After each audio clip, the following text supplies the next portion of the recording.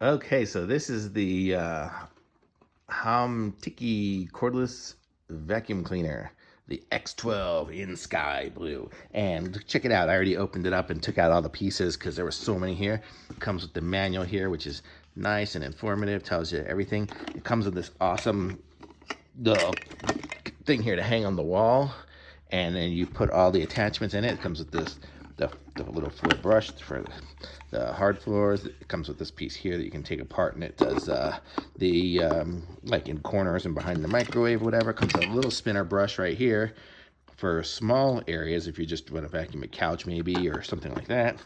Comes with just a circle one here, I guess, if you're trying to, I don't know, suck the air out of something like a inner tube, I don't know. And then the charger there, and here it is. Look at this.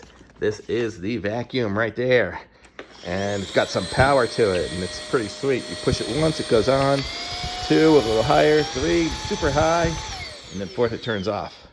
Got all the different little settings and everything on there. It's got the easy to open container to dump out all the stuff, and there's the big spinner brush, and it even comes with an extra little spinner brush for it too, so you get it all.